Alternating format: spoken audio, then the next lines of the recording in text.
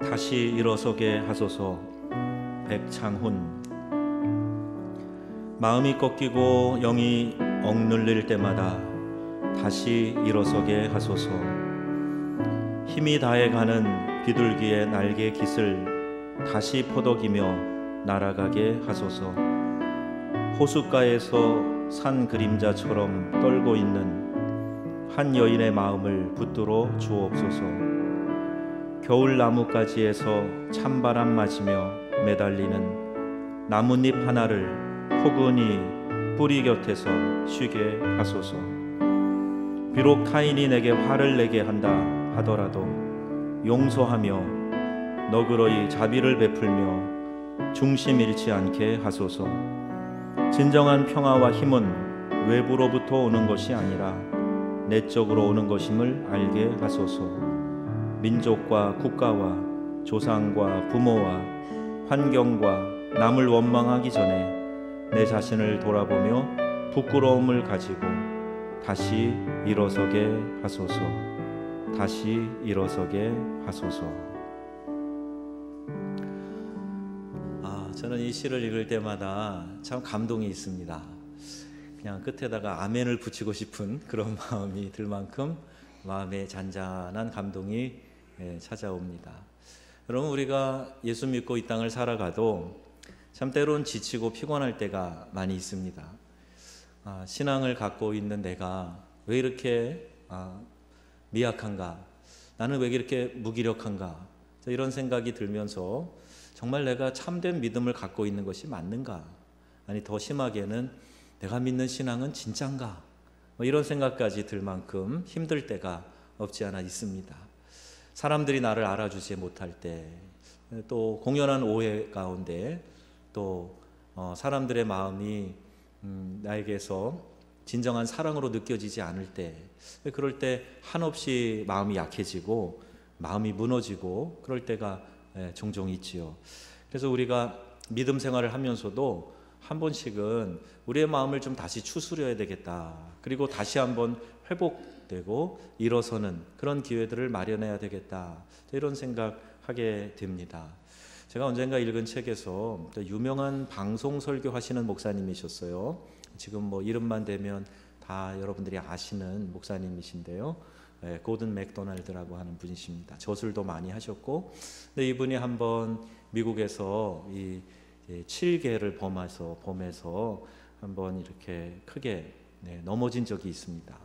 그리고 절망과 상처 속에서 교회 강단에 서지도 못하고, 그리고 혼자 수련을 하고 계실 때, 그때 이제 시골에도 다니고 조그마한 마을에도 가고 그러면서 교회 예배에 그냥 가서 저 뒤에 앉아서 말씀을 들었다는 거예요. 근데 여러 교회를 다녀보지만 지금 그렇게 상처나고 갈기갈기 찢기고 실패와 절망 때문에 낙심해 있는 자기 같은 사람에게 위로가 되는 그런 메시지가 거의 없더라는 겁니다. 그리고 나중에 이분이 회복되고 또 사람들로부터 용서되고 그러면서 다시 그 활동을 시작하고 많은 사람들에게 더 성숙한 영향을 끼치는 목사님이 되셨는데, 그간 과거를 회고하면서 그런 이야기를 책에 쓰신 것을 보았어요. 그래서 저도 어떤 때는 우리 성도들을 좀 잘 훈련시키고 잘 성장시켜야 되겠다. 그리고 막 몰고 가다가도 때로는 저렇게 지쳐있는 성도들 어떻게 하면 좀 위로를 할 수 있을까? 어떻게 해야 저분들이 좀 용기를 얻고 다시 일어설 수 있을까? 이런 마음의 또 부딪힘도 경험하게 됩니다. 저희가 한국에서 신앙생활을 하는 것 이 자체가 어떻게 보면은 굉장히 큰 은혜예요. 우리가 다른 지역, 특별히 박해 지역에 있는 그리스도인들을 보면은요, 저들이 정말 신앙을 버리지 않고 저렇게 믿음 지키는 거 가능한 일일까? 나에게 그런 위기가 닥치면 나는 배신하지 않고 믿음을 버리지 않을 수 있을까? 이런 도전이 될 만한 그런 지역들, 나라들, 민족들 세계 곳곳에 많습니다. 아니 가까운 우리 북한만 하더라도 믿음 지키기 위해서 목숨을 내걸어야 되는 그런 일들이 자주 있지요. 아직도 신앙의 그루터기들이 남아있다고는 하나 자기가 예수 믿는다는 얘기는 가까운 가족에게, 아내 남편에게도 하지 못하는, 그래서 나중에 탈북해서 보니까 우리 할아버지가 예수님 믿었던 것 같아요. 이렇게 얘기하는 탈북자들이 많이 있다. 그러니까 그만큼 숨어서 고통 중에, 어려움 중에, 지금도 수용소에서 그래 믿음 지키는 사람들, 그들의 마음은 어떻게 위로하고 용기를 줄 수 있을까? 이런 생각도 종종 합니다. 중국에서 정치 종교 때문에 박해를 받는 사람들이 많이 있다고 들었는데, 특히 이 중국 내 가정교회가 많은 고난과 박해를 견디어 왔습니다. 근데 이들의 기도가 오늘 우리가 어려움을 당할 때 드리는 기도와는 사뭇 다른 것이 있어요. 우리라면은 중국의 이 공산 정권이 무너지고 또 중국 가정교회가 자유롭게 예배할 수 있게 해달라, 이런 기도를 상식적으로 드릴 텐데, 이들은 그렇게 기도하지 않고 오히려 이렇게 기도한답니다. 어떤 박해에도 견딜 수 있는 힘을 주시도록, 이렇게 기도한다는 거예요. 사람들이 하나님이 계심을 믿고 또 하나님의 사랑과 권능을 드러낼 수 있도록 기도해 달라, 이런 기도 요청을 하는 겁니다. 우리는 어려운 문제가 빨리 이렇게 제거되고 또 나를 힘들게 하는 것들이 없어지고 나는 그냥 자유롭게 편안하게 기쁘게 이렇게 살게 해달라고 기도하기가 일수인데, 이 믿음의 연단을 깊이 경험한 성숙한 신앙인들은 그 고난 오히려 우리에게 도움됩니다. 고난을 걷어가는 것보다는 차라리 그러한 기회에 우리가 하나님을 깊이 만날 수 있는 은혜를 베풀어 달라고 그렇게 기도해 달라는 겁니다. 이렇게 국가적인 박해는 아닐지라도 우리 성도들의 삶에 보면 가끔씩 어려움을 겪게 되지요. 또 우리 가운데 예기치 않은 질병, 사고 찾아오는 거, 이것도 역시 하나의 그러한 과정입니다. 그때가 중요해요. 빨리 낫는 게 다가 아니에요. 빨리 어려운 문제가 없어지는 게 그게 대수가 아니라 이 기간에 이것을 축복으로 선용할 수 있게 해달라고 그렇게 기도할 줄 알아야 됩니다. 그럼 하나님은요, 그냥 하시는 일이 하나도 없어요. 우리에게 고난을 주실 때조차도 그 고난이 합력해서 선을 이루고 내 삶을 더 성숙하게 만들어주고 하나님과의 관계를 더 깊게 만들어준다는 겁니다. 우리가 믿음 생활하면서 어려움을 겪게 될 때 여러분 꼭 기억하세요. 하나님이 나에게 무관심하시고 관심을 좀 소홀히 하시고 우리 목사님이 나를 위해 기도 안 하나 보다, 이게 아니라 하나님이 오히려 내 삶에 특별한 은혜를 주시려고 이 기회를 통과하게 하시는구나 생각하시고 그 기회를 선용하시고, 그래서 그 기회가 고난이 나에게 주는 그 모든 유익을 다 여러분 경험하실 수 있게 되기를, 그 유익을 다 얻으시는 성도님들이 되시기를 주의 이름으로 축복합니다. 신앙의 힘이 어디에 있는 것일까요? 신앙의 힘이란 쓰러졌을 때 다시 일어나는 힘이에요. 다시 일어나는 힘, 이게 믿음의 힘입니다. 그래서 내가 잘 될 때는 잘 몰라요. 저분이 믿음이 있는가 없는가, 이거 잘 구분이 안 갑니다. 형통할 때는 누구나 다 감사하고 찬양하고 기뻐 뛰고 간증 쏟아내고 할 수 있어요. 그런데 어려울 때, 정말 내가 아무런 힘도 없다고 느껴질 때, 무기력하게 생각될 때, 그때 내가 어떤 반응을 보이는가, 이걸 보면 믿음이 있는 사람인지 믿음이 없는 사람인지 알 수 있다 하는 것이지요. 시편 60편은 요압이 돌아와서 에돔과 소금 골짜기에서 쳐서 12,000명을 죽인 때라고 설명이 붙어 있습니다.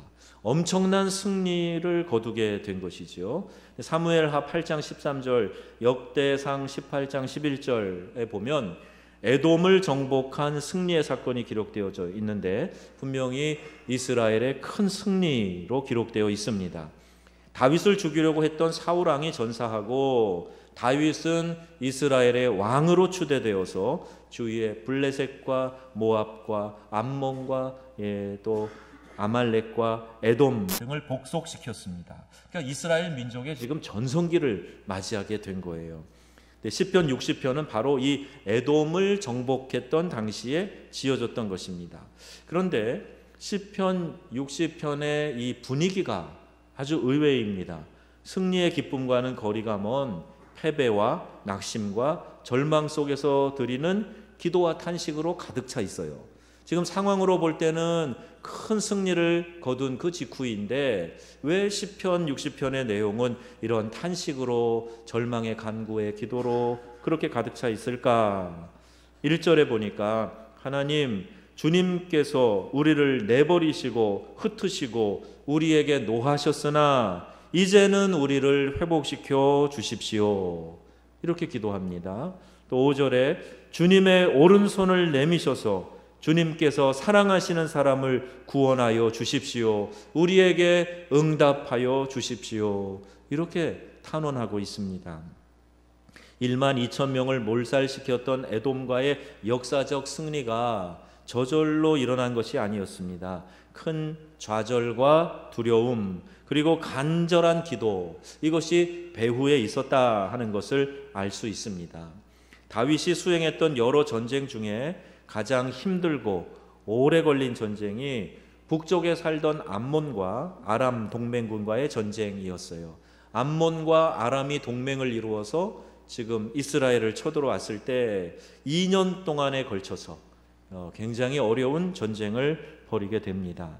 그런데 이처럼 다윗의 모든 군대가 북쪽에 있는 틈을 타서 이스라엘 남쪽에 있는 에돔이, 이 에서의 후손들이라고 하는 에돔이 침략해서 공격해 온 거예요. 그로 인해서 이스라엘 남부 지역이 크게 무너졌습니다.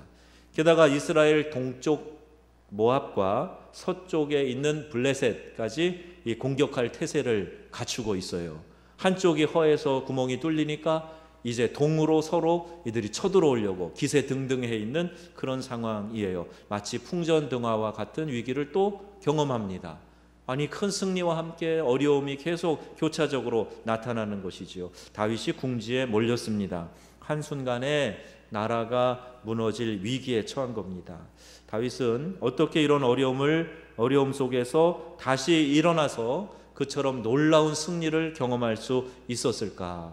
지금 승승장구 그렇게 뻗어나가던 상황이 아니라 굉장히 어려운, 백척간도에 있는 것 같은 어려운 상황을 극복하고 가장 큰 승리를 경험하게 된 것, 어떻게 해서 이렇게 할 수 있을까? 그 비밀이 어디에 있는가? 이 상황에서 우리가 다윗이 했던 일이 뭔가 하는 것을 보면 됩니다. 다윗이 어떻게 했는가? 말씀을 통해서 찾아볼 수가 있는데, 다윗이 무엇보다도 먼저 즉각적인 회개를 했다 하는 거예요. 1절의 말씀이 그 말씀이에요. 하나님, 주님께서 우리를 내버리시고 흩으시고 노하셨나이다. 주님께서 땅을 흔드시고 갈라지게 하셨으니 주님께서 주의 백성에게 곤란을 겪게 하시고 포도주를 먹여 비틀거리게 하셨습니다. 이 이야기예요. 즉, 죄를 지었기 때문에, 우리의 민족이 하나님 앞에 반역하고 말씀을 순종하지 않았기 때문에 하나님께서 지금 이 곤란한 상황을 우리에게 만들어 주신 겁니다. 이것을 깨닫고 하나님 앞에 지금 자복하고 있는 겁니다. 다윗은 직감적으로 이것이 하나님의 징계임을 알았어요. 그것이 어떤 죄인지 분명하게 기록되어 있지는 않지만 하나님의 징계라 하는 것을 깨닫고 다윗은 에돔의 공격을 두려워하지 않고 탄식하거나 낙심하지도 않았습니다. 오히려 그는 지금 철저히 하나님 앞에 회개하고 있어요. 지금 이 상황이 왜 발생했는가? 우리가 하나님 앞에 범죄한 것이 있구나. 그리고 하나님 앞에 엎드려 회개하고 있는 거예요. 하나님이 주시는 징계를 벗어나는 가장 빠른 방법은 엎드려 회개하는 겁니다. 물론 모든 어려운 일들이 다 하나님이 나에게 주신다? 아니요, 그렇지는 않아요. 그러나 직감적으로 알 수 있어요. 이것은 내가 이러한 죄 가운데 넘어져서 하나님이 나를 깨닫게 하시느라고 이 징계를 행하시는구나 알 수가 있어요. 그때 핑계대지 말고 도망치려 하지 말고 가장 먼저 해야 될 일은 하나님 앞에 엎드려 회개하는 겁니다. 그리고 다윗처럼 하나님, 이제는 우리를 회복시켜 주십시오. 이제는 그 갈라지고 깨어진 틈을 메워 주셔서 땅이 요동치 않게 해 주십시오. 이렇게 기도해야 되는 거죠. 다윗에게 에돔으로 인하여 이스라엘이 망하지 않을 것이다 라는 확신이 있었어요.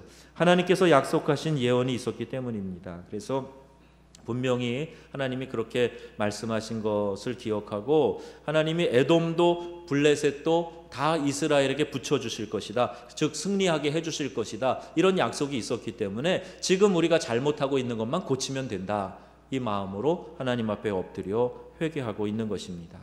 비록 지금은 에돔의 공격으로 휘청할 정도로 어렵지만 낭망할 것이 아니라는 거예요. 하나님께서 왜 이렇게 하시는지 그 이유를 아는 것, 이게 더 중요하다 하는 것을 오늘 우리에게 깨닫게 합니다. 성도의 삶에 문제가 닥칠 때 우리는 어떻게 해야 됩니까? 우리는 하나님의 자녀들입니다. 그리스도 예수의 피값으로 산 자들입니다. 그런데 왜 세상에서 우리가 비참하게 살아갑니까? 왜 우리가 세상에서 피투성이로 살아갑니까? 그때 우리가 제일 먼저 할 일은 묻는 거예요. 하나님, 뭐가 문제입니까? 하나님, 왜 이렇게 됐습니까? 하나님, 왜 이렇게 어려운 문제가 나를 둘러싸고 있지요? 하나님께 묻는 겁니다. 다윗도 그렇게 물었어요. 그리고 그때 깨닫게 됩니다. 내가 하나님을 적당히 믿고 의지했구나. 이것을 다윗이 깨달은 거예요. 9절에 누가 나를 견고한 성으로 데리고 가며 누가 나를 에돔까지 인도합니까? 다윗은 계속해서 누가 이렇게 묻습니다. 그만큼 마음이 저리고 아팠기 때문입니다. 그런데 분명한 답이 있지요. 몰라서가 아니지요. 하나님께서 그렇게 하신다는 것을 알지요. 하나님입니다 하는 것은 말만 그렇게 하는 것이고 실제로는 자기가 그리할 수 있다고 생각했고 부하 장군들과 자기 군사들이 이룰 수 있다고 생각했던 것, 이게 문제구나, 이거 발견하게 된 거예요.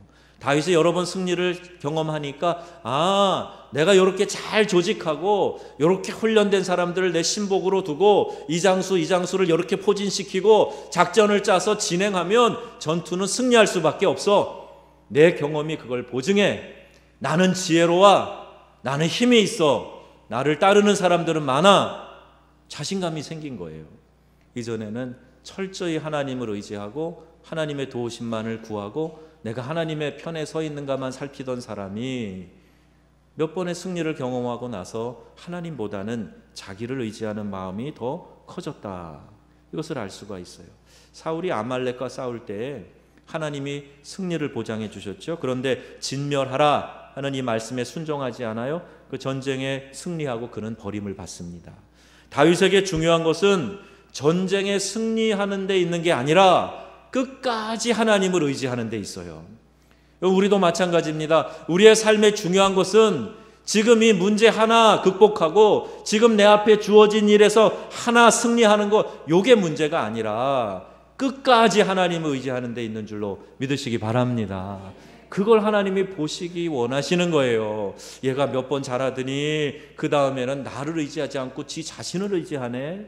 그 다음에는 자랑일색이네. 잘난 척하네. 하나님이 그런 마음을 미워하시는 거예요. 여러분, 우리는 마지막까지 나는 은혜 없으면 살 수 없습니다. 하나님과 동행하는 것이 내 삶의 중요한 목표입니다. 이걸 하나님이 이 고백을 듣기를 원하시고 그때 하나님이 우리의 삶을 끝까지 인도해 가시는 거지, 그 중간에 우리가 높아져서 내가 주인 돼서 그렇게 하는 거 하나님 기뻐하지 않습니다. 여러분 잘 아셔야 될 것이 있어요. 우리를 하나님이 자녀 삼아 주셨고 주님의 종으로 삼으셔서 주의 일을 하게 하시지만 우리의 신분은 여전히 하나님의 피조물이라는 거예요. 피조물이 어떻게 창조주의 자리에 올라갈 수 있습니까? 그렇게 됐기 때문에 에덴 동산에서 쫓겨난 것이고 그렇게 됐기 때문에 천사도 타락해서 사단이 된 것 아닙니까? 여러분, 우리의 신분, 우리의 위치, 우리가 마땅히 있어야 될 그 자리, 이것을 잃어버리지 않는 것, 우리에게 큰 노력이 있어야 돼요. 날마다 우리 자신을 쳐서 말씀 앞에 복종시키지 않으면 우리는 언제든지 교만한 자리로 올라가서 하나님처럼 되려고 하는 마음이 이 안에 도사리고 있다는 말입니다. 여러분 자신을 믿지 마세요. 여러분이 좀 열심을 낸다고 해서 거기 속지 마세요. 우리 자신은 언제나 그런 유혹으로 똘똘 뭉쳐져 있는 존재들이에요. 그래서 말씀 앞에 나를 겸손하게 해 주시옵소서. 늘 하나님과 동행하고 마지막까지 하나님이 나를 인도하시는 것을 늘 경험하게 하여 주옵소서. 그런 믿음의 자세로 나가실 수 있기를 주님의 이름으로 축복합니다. 승전을 거듭하다 보니까 어느 순간에 하나님만 의지하는 자세가 흐트러진 거예요. 하나님께서 함께 하시겠지 생각만 했지 정말 하나님의 뜻이 거기에 있는가, 그걸 생각하지 않은 거예요. 그럼 목회자에게도요, 이런 유혹이 자주 찾아옵니다. 내가 이만큼 하는 사람인데 하나님이 그동안 이렇게 저렇게 훈련시키셔서 나는 그냥 어떻게 해도 이 정도 수준은 해. 이게 목회자들에게 찾아오는 큰 위험이에요. 날마다 하나님께 묻고 하나님 어떻게 할까요? 물어보고 하나님이 주시는 감동대로 해야 되는데 웬만한 순간에는 기도하지 않으려고 하는 마음. 나는 안 그런데, 여러분 그렇게 생각할지 모르겠는데 여기 운전에 익숙하신 분들, 초기에 내가 초보 시절에 핸들 잡을 때 기도하던 간절한 기도가 있습니까? 한번 솔직하게 대답해 보세요. 운전이 벌써 익숙해져 있어요. 그러면 막 눈이 오고 막 진흙탕 길을 가고 이럴 때 아니고서야 내 실력으로 가지, 이런 마음이 들지 핸들 잡고 간절히 떨면서 기도하는 분 계세요? 초보 때의 마음과 다르지 않습니까? 그런데 그 마음을 사단이 틈타는 거예요. 너는 할 수 있어. 너는 네 실력으로 가능해. 기도 내가 예전에 많이 했잖아. 그냥 가. 이게 이제 사단이 우리에게 속삭이는 거예요. 여러분, 우리는 어느 순간에서나 하나님을 의지하고 내 자세가 흐트러지지 않고 주님 손 붙잡고 동행하겠습니다. 이런 마음의 결단이 나타날 수 있고, 또 그와 같은 삶으로 끝까지 변치 않고 나아가기를 여러분 자신이 마음을 추스리고 주님 말씀 앞에 늘 자신을 붙들어 놓는 그런 삶을 살아가시기를 바랍니다. 하나님께서 함께 하신다는 생각만 하고 충성스러운 부하 장군들, 백전노장의 군사들 믿고 전쟁터로 달려나갔다가 이제 큰 실패를 경험하게 되는 겁니다. 에돔의 침공 소식을 듣는 순간 다윗은 직감적으로 하나님이 함께 하시지 않으셨다 하는 것을 깨닫습니다. 그리고 다윗이 울부짖는 거예요. 10절에 하나님, 우리를 정말로 내버리신 것입니까? 주님께서 우리의 군대와 함께 나가지 않으시렵니까? 이 다윗이 언제 깨달아요? 적들이 공격해오고 힘없이 밀려날 때, 그때 깨닫습니다. 실제로 우리의 삶의 문제가 여기에 있어요. 매사에 하나님께 묻고 듣고 하나님과 동행하며 살았느냐? 이것을 점검해야 됩니다. 나는 옳다고 주장하고 있는데 과연 그 이야기가 하나님께로부터 온 것이냐, 아니면 내 의에 똘똘 뭉쳐서 하는 소리냐, 이걸 우리가 분별할 수 있어야 됩니다. 다윗은 그제서야 부하나 군사들이 아무 힘이 되지 않음을 깨달았어요. 하나님만이 진정한 힘이십니다. 고백합니다. 11절, 사람의 도움은 헛되니 어서 우리를 도우셔서 원수들을 물리쳐 주십시오. 이렇게 기도합니다. 그래도 다윗이 훌륭한 신앙이었던 것은 이런 어려움을 당할 때 다윗이 또 우리아의 아내, 그 충신의 아내를 범하고 했을 때, 그 죄를 지적받았을 때, 죄를 하나님이 깨닫게 해주셨을 때 고집 피우지 않았다는 거예요. 그때 하나님 앞에 엎드려 철저히 회개합니다. 그래서 다윗은 끝까지 쓰임받게 된 것이지요. 다윗은 다시 일어납니다. 마음이 일어났고 믿음이 일어났다는 말이에요. 다시 이 무너진 마음을 다시 추스려서 다시 일으켜 세우는 거예요. 이제 나 자신을 의지하던 불신앙을 버리고 다시 믿음을 추스려서 이 믿음을 다시 일으켰다는 이야기예요. 그것이 일어났다, 이렇게 표현되는 겁니다. 12절, 하나님께서 우리와 함께 하시면 우리는 승리를 얻을 것이다. 그가 우리의 원수들을 짓밟을 것이다. 이렇게 고백하고 그는 승리의 확신을 갖습니다. 성도 여러분, 우리도 무너졌을 때, 어려울 때 울고만 있거나 원망하고 탄식하고 좌절하고 낙심하고 있어서는 안 됩니다. 다윗처럼 해야 됩니다. 하나님, 망할 수 없는 나인데 왜 망했습니까? 하나님, 무너질 수 없는 하나님의 자녀인데 왜 무너졌습니까? 하나님, 이유가 뭡니까? 왜 나에게 지금 성공을 주시지 않고 이 실패의 쓴 잔을 마시게 하셨습니까? 이유가 뭡니까? 하나님께 물어야 된다는 거예요. 실패의 순간, 낭만과 좌절을 경험하는 그 순간 우리는 정말 임마누엘이신 주 예수님과 동행했는지 이걸 살펴보고 회개할 것은 철저히 회개하고 다시 주님을 붙잡아야 하는 것입니다. 다윗처럼 철저히 하나님만 의지하고 싶어도 어떻게 그렇게 할 수 있는지 답답해하는 분들도 계실 거예요. 다윗에게 일어난 회복이 내게도 일어날 수 있을까? 그런 생각이 드시는 분들도 계실 겁니다.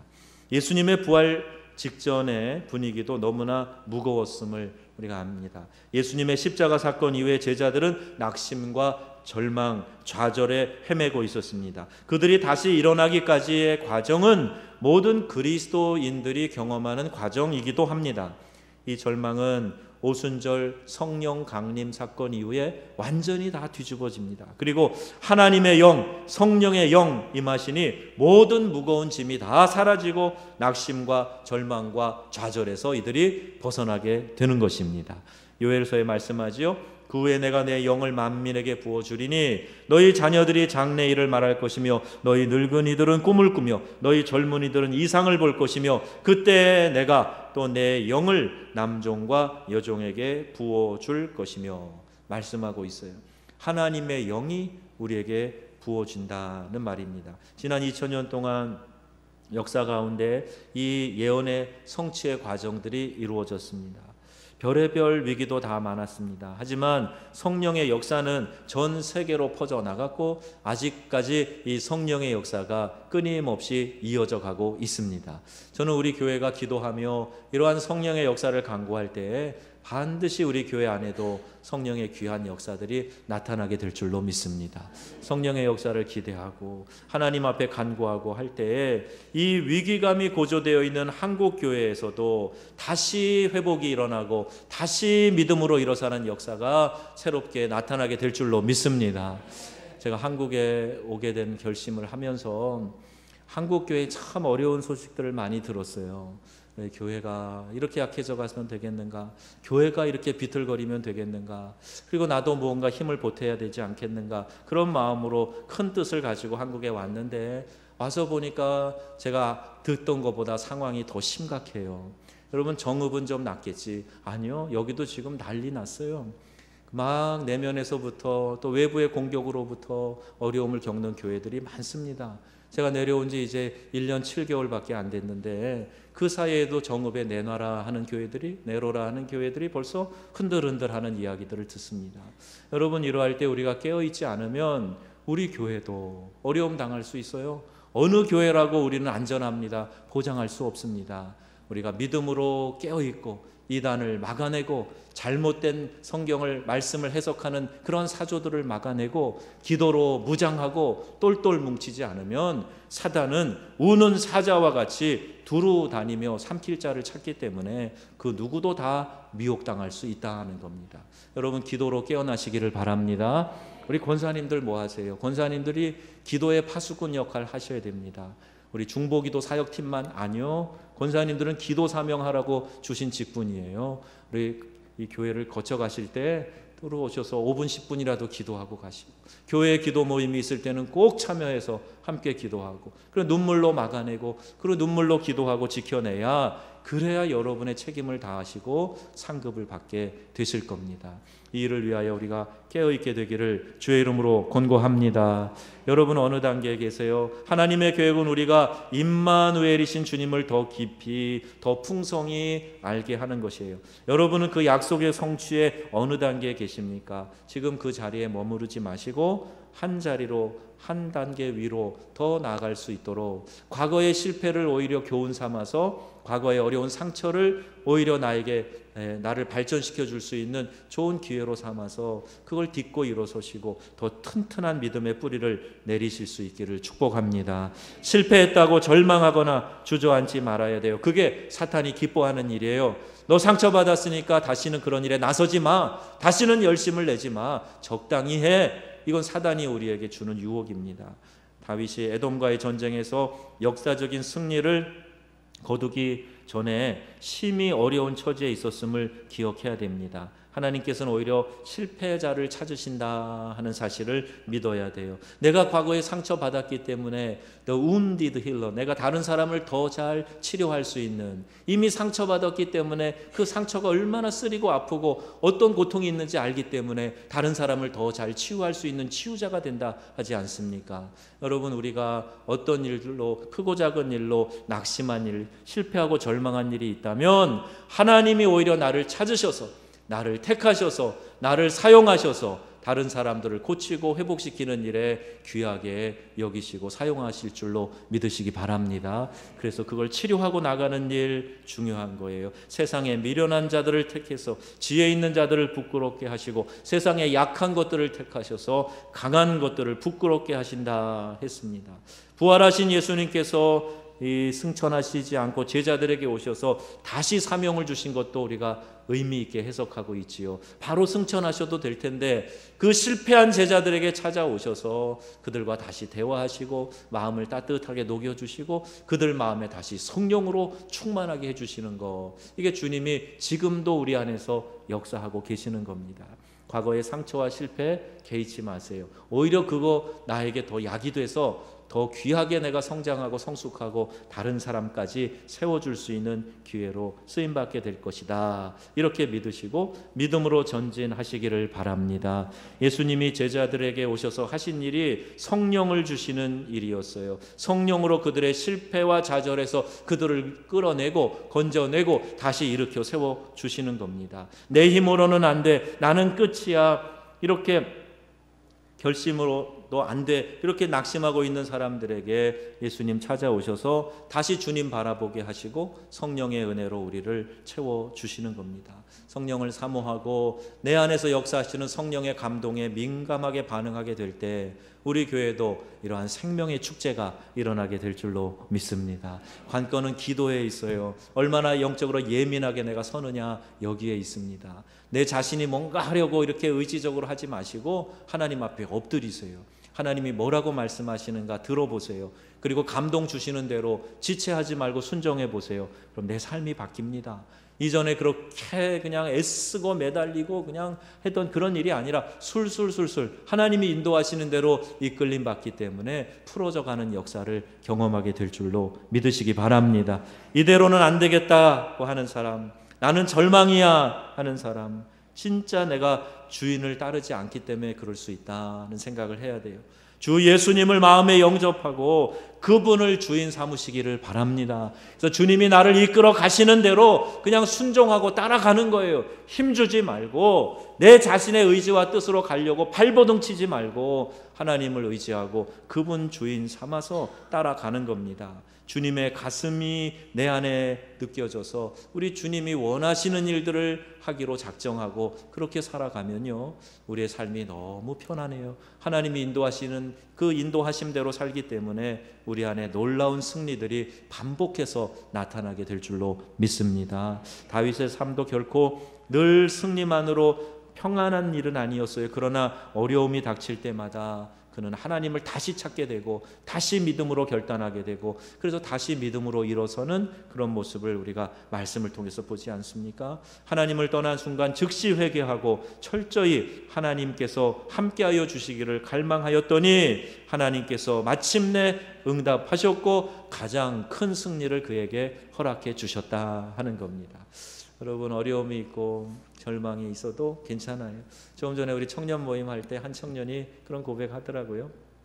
이제 대입 진학 때문에 학교 진학하는데 이제 잘 안 되고 또 다른 일을 하려면 또 다른 준비를 해야 돼서 다시 준비하고 또 다시 도전해야 되고, 친구들은 학교 결정돼서 이제 막 대학생활 곧 시작할 텐데 마음에 그런 긴장이 있는 것 같아요. 그래서 내가 그랬어요.